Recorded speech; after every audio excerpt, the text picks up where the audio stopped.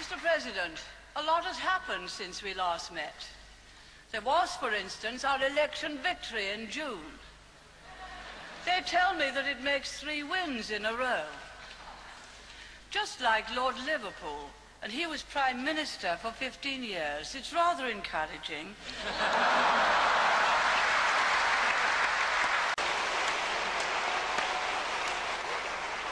And of course, what you'll really want to know is whether I'm Janet Brown or not.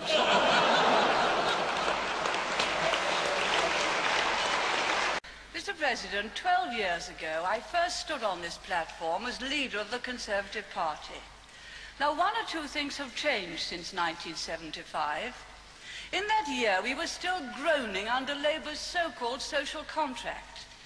People said we should never be able to govern again. Remember how we'd all been lectured about political impossibility. You couldn't be a Conservative and sound like a Conservative and win an election, they said. And you certainly couldn't win an election and then act like a Conservative and win another election. And this was absolutely beyond dispute. You couldn't win 2 elections and go on behaving like a Conservative and yet win a 3rd election.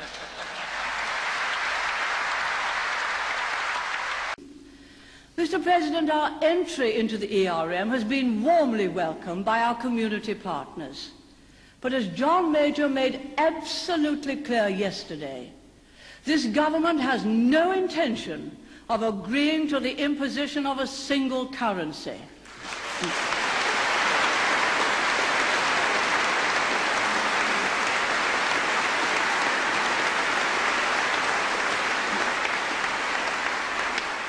That would be entering a federal Europe through the back door. Never prophesy, especially about the future. Nevertheless, never mind, it's wet outside. I expect they want it to come in.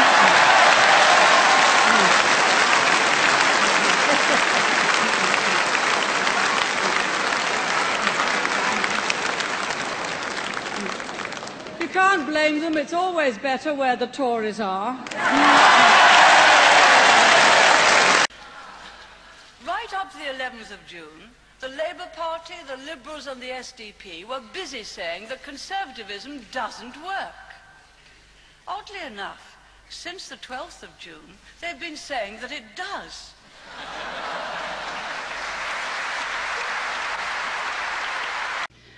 The United States is our friend, our ally, and our time-honored partner in peace and war. The history and the destiny of our countries have been and always will be inextricably intertwined. Our friendship goes back a very long way. We are, after all, among the very few countries in the world whose constitutions and national identities have remained intact over 2 centuries. I hope you won't mind, Mr. President, my recalling that George Washington was a British subject until well after his 40th birthday. I've been told, to my surprise, that he does not have a place in the British Dictionary of National Biography. I suppose the editors must have regarded him as a late developer. I confess to you that in some ways my visit got off to a shaky start, because I was told on arrival at Andrews Field that I had interrupted your Secretary of State, Mr. Vance, in one of his few moments of relaxation. He was watching the Redskins playing the Cowboys. He had to take his eye off the game to greet me. I'm very grateful, but I don't think the Redskins can have been very grateful to me, because it was no doubt as a result of this diversion of Mr. Vance's attention that the Redskins lost the game.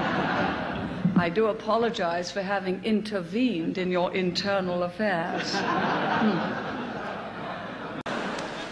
Then I heard voices getting all worked up about someone they kept calling the Prime Minister in waiting. It occurs to me, Mr. President, that he might have quite a weight.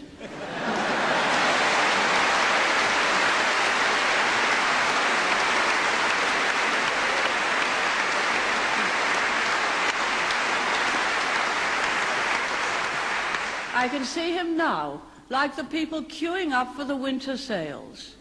All got up with his camp bed, hot thermos, woolly balaclava, CND badge.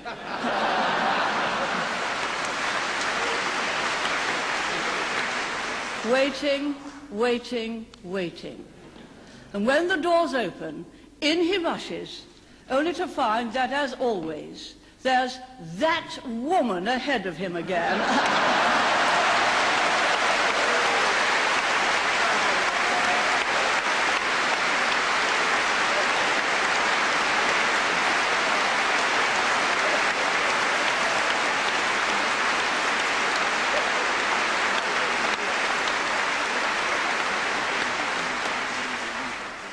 I gather there may be an adjective between that and woman, only no one will tell me what it is.